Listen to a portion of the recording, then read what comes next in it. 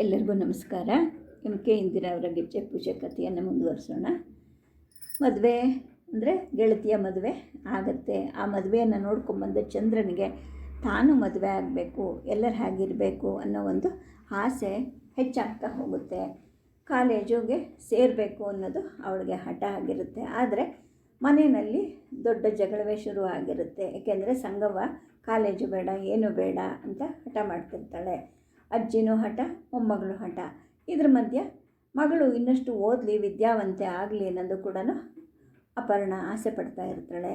ಆದರೆ ಅಜ್ಜಿ ಒಪ್ತಾ ಇರಲ್ಲ. ಇದರಿಂದ ಗಡಿಗೆ ಮುಖವನ್ನು ಮಾಡಿಕೊಂಡು ಉಪವಾಸ ಮಲ್ಕೊಂಡಿರ್ತಾಳೆ ಚಂದ್ರ. ಆ ಮನೆಯಲ್ಲೊಂದು ಮಹಾಕ್ರಾಂತಿನೇ ಶುರು ಆಗಿಬಿಟ್ಟಿರುತ್ತೆ. ಅವಳಿಗೇನು ಮನಸ್ಸಿನಲ್ಲಿ ಅಂದರೆ ಶಾಂತಿ ಮದುವೆ ಆಗಿಬಿಟ್ಲು, ಲಲಿತಾ ಮದುವೆ ಆಗ್ತಾಳೆ. ಈಗ ಮೊದಲಿನ ಗೆಳತಿಯರು ಯಾರೂ ಇಲ್ಲ ಜೊತೆಗೆ. ಹೇಗೆ ಮಾಡೋದು, ಏನು ಮಾಡೋದು ಅನ್ನೋ ಯೋಚನೆ ಅವಳಿಗೆ. ಜೊತೆಗೆ ಯಾರೂ ಇಲ್ಲ, ಇವಳನ್ನು ಕಾಲೇಜಿಗೆ ಹೇಗೆ ಕಳಿಸೋದು ಅನ್ನೋ ಯೋಚನೆ ಅಜ್ಜಿಗೆ ಮತ್ತು ತಾಯಿಗೆ. ಏನಂದರೂ ಕೂಡ ಚಂದ್ರ ಜಗ್ಗೋದಿಲ್ಲ. ಕೊನೆಗೆ ಅಜ್ಜಿ ತಾಯಿ ಇಬ್ಬರು ಒಪ್ಪಿಗೆ ಸೂಚಿಸಿದವರೆಗೂ ಕೂಡ 2 ದಿನ ಉಪವಾಸ ಮಲ್ಕೊಂಡಿರ್ತಾಳೆ. ಕಡೆಗೆ ಅಪರ್ಣನ ಒಪ್ಪಿಗೆ ಮೇಲೆ ಮುದುಕಿ ಸ್ವಲ್ಪ ಬಗ್ಗುತ್ತಾಳೆ. ಇನ್ನೂ 16 ವರ್ಷ ಅಲ್ವೇನವ ಚಂದ್ರಿಗೆ, ಈಗಲೇ ಇದಕ್ಕೆ ಏನು ಮಾಡೋ ಹಂಗಿದ್ದಿ, ಇನ್ನೂ 4 ದಿನ ಓದಲಿ ಬಿಡು, ಆಮೇಲೆ ಇದ್ದೇ ಇದೆಯಲ್ಲ ಈ ಹಾಳಾದ ಬದುಕು. ಈ ಸಣ್ಣ ವಯಸ್ಸಿನಲ್ಲಿ ಯಾಕೆ ಮಗುಗೆ ಇಷ್ಟೆಲ್ಲ ತಲೆಗೆ ಹಾಕಬೇಕು, ಅವಳ ಜೊತೆಯವರೆಲ್ಲ ಓದ್ತಾರೆ, ಅವಳನ್ನು ಬೇಡ ಅನ್ನೋದು ಯಾಕೆ ಅಂತ ಅಪರ್ಣ ತಾಯಿಯನ್ನು ಸಮಜಾಯಿಷಿ ಕೊಡೋಕ್ಕೆ ಪ್ರಯತ್ನ ಪಡ್ತಾಳೆ. ಮುದುಕಿಗೆ ಇದೊಂದು ಇಷ್ಟ ಇಲ್ಲ, ಆದರೂ ಕೂಡ ವಿಧಿ ಇರುತ್ತೆ, ಒಪ್ಕೊತಾಳೆ. ಆದರೂ ಕೂಡ ಒಂದು 4-6 ದಿನ ಅವಳು ವಟ ಅಂತ ಬೈಕೋತಾನೆ ಇರ್ತಾಳೆ. ಇನ್ನು ಚಂದ್ರ ಇಬ್ಬರದು ಒಪ್ಪಿಗೆ ಸಿಕ್ಕ ನಂತರ PUCಗೆ ಸೇರಿಕೊಳ್ತಾಳೆ. ಅವಳ ಬಾಲ್ಯದ ಗೆಳತಿಯರು ದೂರ ಆಗಿದ್ದರೂ ಕೂಡ ಹೈಸ್ಕೂಲ್ನ 4-6 ಹುಡುಗಿಯರು ಇಂಟರ್ನಲ್ಲೂ ಕೂಡ ಜೊತೆಯಾಗಿರ್ತಾರೆ. ಶಾಂತಿ ಗಂಡನ ಮನೆಗೆ ಹೊರಟೋಗಿರ್ತಾಳೆ, ಲಲಿತಾ ಮನೇಲಿ ಉಳ್ಕೊಳ್ತಾಳೆ. ಈಗ ಮೊದಲಿನಂತೆ ಲಲಿತೆ ಮನೆಗೆ ಹೋಗೋಕ್ಕೆ ಚಂದ್ರಿಗೆ ಸಮಯ ಸಿಗ್ತಾ ಇರೋದಿಲ್ಲ. ಆದರೂ ಕೂಡ ಸಂಜೆ ಒಳಗಾಗಿ ಒಂದು ಸಲ ಆದರೂ ಅವಳನ್ನು ನೋಡ್ದಿದ್ರೆ ಅವಳಿಗೆ ಹಿತ ಇಲ್ಲ. ಜೊತೆಗೆ ಇನ್ನೊಂದು ಅವ್ಯಕ್ತವಾದ ವೇದನೆ, ಅದು ಯಾಕೆ ಅಂತ ಅವಳಿಗಿನ್ನೂ ಅರ್ಥ ಆಗಿರೋದಿಲ್ಲ. ಸುಮಾರಾಗಿ ಸೋಮು ಮನೇಲಿರೋ ಸಮಯವನ್ನು ನೋಡಿಕೊಂಡು ಅವಳು ಲಲಿತಾಳ ಭೇಟಿಗೆ ಹೋಗ್ತಾ ಇರ್ತಾಳೆ. ಮೊದಲಿನ ಹಾಗೆ ಲಲಿತಾ ಅವಳನ್ನು ಅವನ ಕೋಣೆಗೆ ಕರ್ಕೊಂಡು ಹೋಗ್ತಾ ಇರೋದಿಲ್ಲ. ಬಾರೆ ಅನ್ನೋ ಸಲಿಗೆಯ ಸ್ವಾಗತದೊಂದಿಗೆ ಹಜಾರದ ಚಾಪೆ ಮೇಲೆ ತಾನು ಕೂತ್ಕೊಂಡ್ಬಿಡ್ತಾ ಇದ್ಲು. ಹಾಗಾಗಿ ವಿಧಿ ಇಲ್ಲದೇ ಚಂದ್ರನು ಅಲ್ಲೇ ಕೂತ್ಕೋಬೇಕು. ಸೋಮು ಆ ಕಡೆ ಈ ಕಡೆ ಬಂದರೆ ಮಾತ್ರ 1-2 ಮುಗುಳ್ನಗೆ ವಿನಿಮಯ ಮಾಡಿಕೊಳ್ತಿದ್ರು ಅಷ್ಟೇ. ಅದ್ರ ಬಿಟ್ಟರೆ ಮೊದಲಿನ ಹಾಗೆ ಯಾವುದೇ ಒಂದು ಸಲಿಗೆ ಇಲ್ಲ, ಮಾತುಕತೆ ಇಲ್ಲ. ಏಕೆಂದರೆ ಇಬ್ಬರಿಗೂ ಕೂಡ ಮನೆಯ ಹಿರಿಯರ ಹೆದರಿಕೆ ಇರುತ್ತೆ. ದಿನ ಕಳೀತಾ ಚಂದ್ರ ಕೂಡ ಹೆಚ್ಚು ಗಂಭೀರ ಆಗ್ತಾಳೆ. ಅಜ್ಜಿ ಅಥವಾ ತಾಯಿ ಜೊತೆ ಹೆಚ್ಚು ಮಾತಾಡ್ತಾ ಇರೋದಿಲ್ಲ. ಇನ್ನು ಪುಟ್ಟಣ್ಣ ಶೆಟ್ಟರ ಮುಖ ನೋಡೋದಂತೂ ಅವಳಿಗೆ ಬೇಕೇ ಇರಲಿಲ್ಲ. ಮಾತಂತೂ ದೂರನೇ ಉಳಿಯುತ್ತೆ. ಅಜ್ಜಿ ಮತ್ತು ಅಮ್ಮ ಮಾಡಿಸಿ ಹಾಕಿದ ಒಡವೆಗಳನ್ನೆಲ್ಲ ಎತ್ತಿಡ್ತಾಳೆ. ಅವ್ರು ಯಾಕೆ ಹಿಂಗೆ ಮಾಡ್ತೀಯಾ, ಒಡವೆ ಹಾಕೋ ಅಂತ ಹೇಳಿದಾಗ, ಸ್ಕೂಲು ಕಾಲೇಜ್ಗೆ ಹೋಗೋ ಹುಡುಗಿಯರು ಒಡವೆ ಹಾಕ್ಕೋಬಾರ್ದಮ್ಮ, ಅದು ಯಾವತ್ತಿದ್ರೂ ಅಪಾಯ. ಅದೂ ಅಲ್ಲದೆ ನನ್ನ ಜೊತೇಲಿ ಹುಡುಗಿಯರೆಲ್ಲರೂ ಹಾಸ್ಯ ಮಾಡ್ತಾರೆ, ಎಷ್ಟೊಂದು ಒಡವೆ ಇಟ್ಕೊಂಡಿದ್ದೀಯಾ ಅಂತ. ಹಾಗಾಗಿ ಇದನ್ನೆಲ್ಲ ತೆಗೆದಿಟ್ಬಿಡಮ್ಮ, ಏನಾದರೂ ಹಬ್ಬ ಅಥವಾ ಏನನ್ನ ಸಮಾರಂಭ ಬಂದರೆ ಹಾಕ್ಕೋತೀನಿ ಅಂತ ಹೇಳಿಬಿಟ್ಟು ಚಂದ್ರ ತಾನು ಧರಿಸಿದ್ದ ಎಲ್ಲ ಒಡವೆಗಳನ್ನು ತೆಗೆದಿಟ್ಬಿಟ್ಟಿರ್ತಾಳೆ.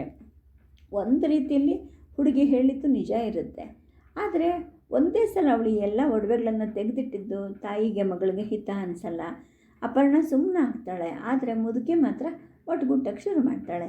ಯಾಕೆ ಚಂದ್ರಿ ಬರ್ತಾ ನೀ ಹೀಗೆ ಮಾಡ್ತಿದ್ಯಾ, ಒಂದೇ ಸಲಕ್ಕೆ ಎಲ್ಲ ಒಡವೆ ತೆಗೆದು ಬಿಡ್ತೀಯಾ, ಲಕ್ಷಣವಾಗಿ ಕೊರಳಿಗೆ ಒಂದು ಸರ್ವಾದರೂ ಹಾಕ್ಕೋಬಾರ್ದಾ ಅಂತ ಹೇಳ್ತಾಳೆ. ಆಗ ಅಜ್ಜಿ ಜೊತೆ ವಾದ ಮಾಡೋದು ಕೂಡ ಇವಳಿಗೆ ಇಷ್ಟನೂ ಇರೋದಿಲ್ಲ. ಆ ಅಜ್ಜಿ ಹತ್ರ ಮಾತಾಡೋದೇ ಅವಳಿಗೆ ಬೇಕಿರೋದಿಲ್ಲ.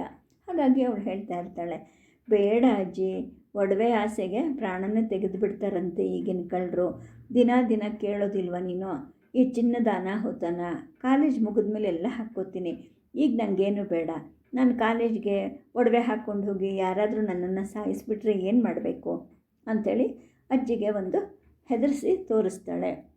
ಅವಳ ಮಾತು ಅಜ್ಜಿಗೆ ಸರಿ ಅನಿಸುತ್ತೆ.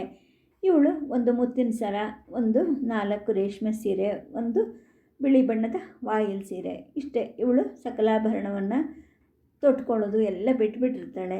ಜಡೆ ಹೆಣ್ಕೊಂಡು ಹಣೆಗೊಂದು ಬೊಟ್ಟಿಟ್ಟು ಒಂದು ಗುಲಾಬಿ ಅಥವಾ ಒಂದು ಸ್ವಲ್ಪ ಮಲ್ಲಿಗೆ ಮುಡ್ಕೊಂಡ್ಬಿಟ್ರೆ ಅವಳ ಅಲಂಕಾರ ಮುಗಿದೋಗ್ತಾ ಇರುತ್ತೆ. ಮಾರುದ್ವಾದ ಜಡೆಯನ್ನು ಬಳಕಿಸ್ಕೊಂಡು ನಗ್ತಾ ನಗ್ತಾ ಮೆಲ್ಲಡೆ ಇಟ್ಕೊಂಡು ಅವಳು ಓಡಾಡ್ತಾ ಇರ್ತಾಳೆ. ಲಲಿತಾ ಮನೆಗೆ ಮೊದಲಿನ ಚೆಲ್ಲುತನ ಎಲ್ಲೋ ಹೊರಟೋಗಿರುತ್ತೆ. ಲಲಿತಾ ಮನೆಗೆ ಹೋಗಬೇಕಾದ್ರೆ ಇದ್ದಂತಹ ಒಂದು ನಡವಳಿಕೆ ಕಡಿಮೆ ಆಗ್ತಾ ಇರುತ್ತೆ. ನಿಧಾನವಾಗಿ ಕಾಲೇಜಿನ ಸುದ್ದಿಯನ್ನು ಲಲಿತೆಗೆ ಹೇಳ್ತಿರ್ತಾಳೆ. ಏಕೆಂದರೆ ಅವಳಿಗಿನ್ನೇನು ಕಾಲೇಜಿನ ಯೋಚನೆ ಇರೋದಿಲ್ಲ. ಕಾಲೇಜು ಇತ್ಯಾದಿ ಬೇಡ ಅಂದ್ಬಿಟ್ಟು ಅವ್ರ ಮನೆಯಲ್ಲಿ ಅವಳನ್ನು ಕಾಲೇಜಿಗೆ ಸೇರಿಸಿರೋದಿಲ್ಲ. ಅಷ್ಟೊಂದು ಸುಂದರವಾದ ಆ ಸ್ವತಂತ್ರ ಲೋಕದ ಸುದ್ದಿಯನ್ನು ಕೇಳೋದು ಅಂದರೆ ಲಲಿತನಿಗೂ ಕೂಡ ಬಹಳ ಕುತೂಹಲ ಇರುತ್ತೆ. ಇವಳು ಬಂದು ಎಲ್ಲವನ್ನು ಹೇಳಿ ಹೋಗ್ತಿರ್ತಾಳೆ. ಅವಳು ಹೋದ ಮೇಲೆ ಗುಂಡಮ್ಮ ಹೇಳ್ತಾ ಇರ್ತಾರೆ, ಯಾವ ಕೇಡಿಗೆ ಅಂತ ಈ ಹಾಳು ರೂಪ ಇದೆಯೋ ಏನೋ ಈ ಹುಡುಗಿಗೆ.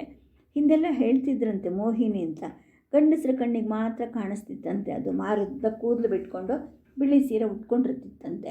ನಮ್ಮ ಕಣ್ಣಿಗಂತೂ ಕಾಣೋದೇ ಇಲ್ಲಪ್ಪ. ಈಗ ನೋಡಿದ್ರೆ ಈ ಹುಡುಗಿ ತಕ್ಷಣ ಅದೇ ಮೋಹಿನಿನ ಅಂತ ನೆನಪಾಗುತ್ತೆ ಅಂತ ಹೇಳಿಬಿಟ್ಟು ತಂಗಮ್ಮ ಅಂತ ಇವರು ಗುಂಡಮ್ಮ ಹೇಳ್ತಾ ಇರ್ತಾರೆ. ಏಕೆಂದರೆ ಆವತ್ತಿನ ದಿನ ಈ ಚಂದ್ರಿ ಬಿಳಿ ಸೀರೆ ಉಟ್ಕೊಂಡು ಉದ್ದನ ಜಡೆ ಹಾಕ್ಕೊಂಡು ಬಂದಿರ್ತಾಳೆ. ಅದನ್ನು ನೋಡಿ ಗುಂಡಮ್ಮ ಸೊಸೆಗೆ ಹಿಂಗೆ ಹೇಳಿರ್ತಾರೆ. ಆಗ ತಂಗಮ್ಮ ಹೇಳ್ತಾರೆ, ಅಯ್ಯೋ ಈಗೆಂಥದ್ದು ಅತ್ತೆ, ಊರು ತುಂಬ ಎಲ್ಲರೂ ಮೋಹಿನಿಯರೇ, ಎಲ್ಲರೂ ಬಿಳಿ ಬಟ್ಟೆ ಹಾಕ್ಕೊತಾರೆ. ಆಸ್ಪತ್ರೆಯಲ್ಲಂತೂ ಹೇಳೋ ಹಾಗೆ ಇಲ್ಲ. ನೀವು ಅಂದ ಹಾಗೆ ಈ ರೂಪ ಮಾತ್ರ ಯಾರಿಗೂ ಇಲ್ಲ ನೋಡ್ರಿ. ಆ ಜಾತಿಯಲ್ಲಿ ಅದೆಷ್ಟು ರೂಪ ಇರ್ತಾರೋ ಅಷ್ಟಂತೆ ಗಂಡಸರು ಇವ್ರ ಹತ್ರಕ್ಕೆ ಹೋಗ್ತಾರಾ ಅಂತ ಹೇಳ್ತಾಳೆ. ಅಜ್ಜಿ ಅಮ್ಮ ಚಂದ್ರನ ಬಗ್ಗೆ ಆಡಿದ ಈ ಮಾತುಗಳು ಲಲಿತೆಗೆ ನೋವು ಕೊಡುತ್ತೆ. ಅವಳು ಹೇಳ್ತಾಳೆ, ಅಮ್ಮ ಸುಮ್ಮನಿರಮ್ಮ, ಚಂದ್ರ ಆ ಥರ ಏನೂ ಇಲ್ಲ. ಅಪರ್ಣಮ್ಮನ್ನು ನೋಡ್ತಾನೇ ಇದ್ದೀನಲ್ಲ, ಇಷ್ಟು ವರ್ಷದಿಂದ ನೀವು ನೋಡ್ತಾನೇ ಇದ್ದೀರಲ್ಲ, ಯಾಕೆ ಹಿಂಗೆ ಮಾತಾಡ್ತೀರಾ ಅಂತಾಳೆ.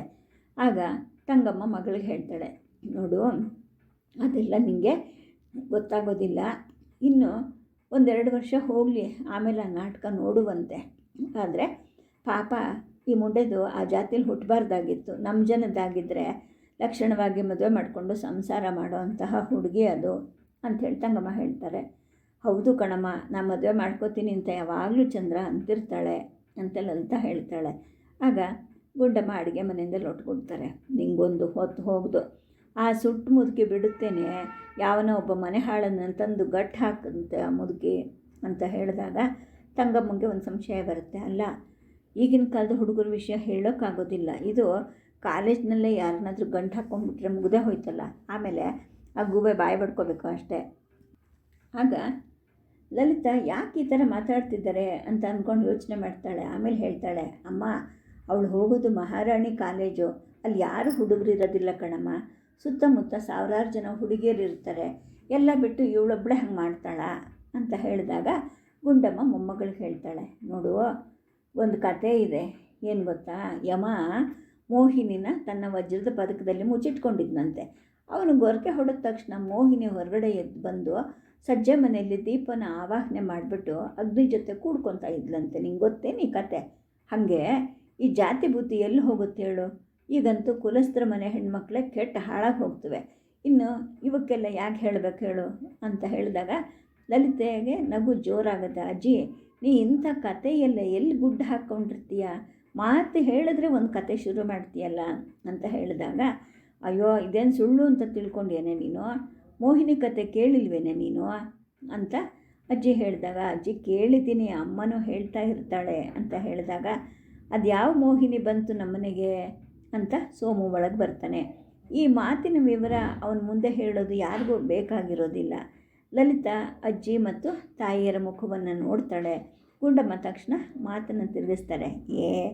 ಏನೋ ಹೆಂಗಸರು ಸುದ್ದಿ ಬಿಡು, ಏನೋ ಮಾತಾಡ್ತಿದ್ದೀವಿ, ಊಟ ಕೇಳ್ತೀಯಾ ಅಂತ ಕೇಳಿದಾಗ ಅಜ್ಜಿ ತಾಯಿಯರ ವರ್ತನೆ ಲಲಿತೆಗೆ ತಕ್ಷಣ ಗೊತ್ತಾಗುತ್ತೆ. ವಾಸ್ತವದಲ್ಲಿ ಅವನಿಗೂ ಕೂಡ ಈ ಮಾತಿನ ಹಿನ್ನೆಲೆ ಏನು ಅಂತ ಗೊತ್ತಾಗೋದಿಲ್ಲ. ಅವನು ನಗ್ತಾನೆ, ಅಜ್ಜಿ ಊಟಕ್ಕೆ ನಾನು ಬಂದಿರೋದು ಅಂದ್ಬಿಟ್ಟು ಊಟದ ಮನೆ ಮೇಲೆ ಕೂತ್ಕೋತಾನೆ. ಈಗ ಅವನಿಗೆ ಓದ್ಕೊಳ್ಳೋದು ಬಹಳ ಇರ್ತಿದ್ದರಿಂದ ಅವನು ಯಾವಾಗ ಬಂದರೆ ಅವನು ಊಟನ ಬಡಿಸ್ಬಿಡ್ತಾ ಇರ್ತಾರೆ. ನೀನು ಬರ್ತೀಯಾ ಅಂತ ಅಜ್ಜಿ ಲಲಿತೆಯನ್ನು ಕರೆದಾಗ, ನಾನು ಆಮೇಲೆ ಕೂತ್ಕೋತೀನಿ ಅಜ್ಜಿ ಅಂತ ಅವಳು ಕೋಣೆಯಿಂದಲೇ ಉತ್ತರ ಕೊಡ್ತಾಳೆ. ನೀನು ಬರದೇ ಇದ್ದರೆ ನಾನು ಎದ್ದೆ ಅಂದುಬಿಟ್ಟು ತಂಗಿನ ಸೋಮು ಹೆದರಿಸ್ತಾನೆ. ಅವಳು ಕೂಡ ಕೋಣೆಯಿಂದ ಹೊರಗೆ ಬರ್ತಾಳೆ. ಅಯ್ಯೋ ನಂಗೆ ಹಸಿವಿಲ್ಲ ಕಣೋ ಅಂತ ಹೇಳಿದಾಗ, ಈಗ ನಾನೊಂದು ಕತೆ ಹೇಳ್ತೀನಿ, ಕೇಳ್ತಾ ಊಟ ಮಾಡು, ಚೆನ್ನಾಗಿ ಹಸಿವಾಗುತ್ತೆ ಅಂಥೇಳಿ ಅಣ್ಣ ಹೇಳ್ತಾನೆ.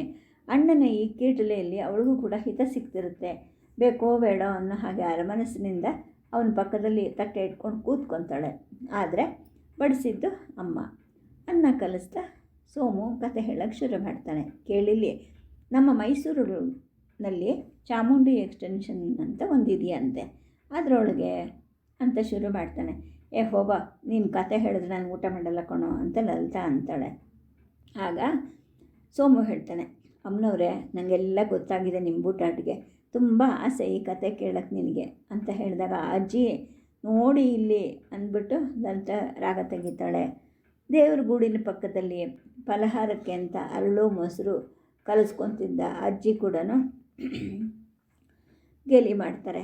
ನಾನು ನೋಡಿದ್ದಾಗಿದೆಯಮ್ಮ, ಇನ್ನು ನೀನು ನೋಡಬೇಕಾಗಿರೋದು. ಭಾನುವಾರ ಬರ್ತಾನಲ್ಲ, ಅದೇ ಚಾಮುಂಡಿ ಎಕ್ಸ್ಟೆನ್ಷನ್ ಅವನು, ಆವಾಗ ನೋಡೋಣವಂತೆ ಅಂತ ಅಜ್ಜಿ ಹೇಳಿದಾಗ, ಅಯ್ಯೋ ಅಜ್ಜಿ, ನೀನು ಏನು ಹೇಳ್ತಾ ಇದ್ದೀಯಾ ಅಂತ ಮೊಮ್ಮಗಳು ಹೇಳ್ತಾಳೆ.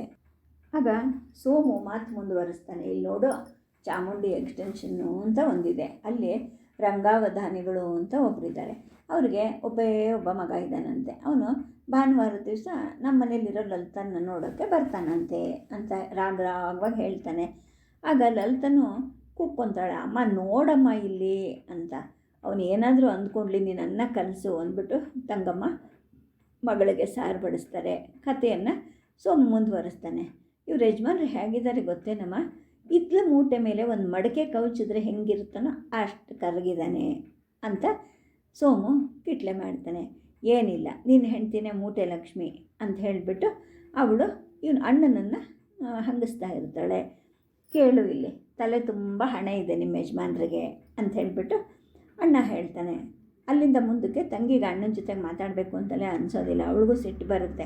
ನನ್ನನ್ನು ನೋಡೋಕ್ಕೆ ಬರೋ ಹುಡುಗನ ಇಷ್ಟೊಂದು ಹಂಗಿಸ್ತಿದ್ದಾನಲ್ಲ ಅಂತ ಹೇಳಿಬಿಟ್ಟು ಭಾನುವಾರ ತನ್ನನ್ನು ನೋಡೋಕ್ಕೆ ಬರೋ ಬಾವಿ ವರನ ರೂಪವನ್ನು ಮನದಲ್ಲಿ ಮೂಡಿಸ್ಕೊಂಡು ಅವಳು ಆನಂದ ಪಡ್ತಾ ಇರ್ತಾಳೆ. ಸದ್ಯಕ್ಕೆ ಕಥೆಯನ್ನು ನಿಲ್ಲಿಸಿರ್ತೀನಿ. ನಮಸ್ಕಾರ.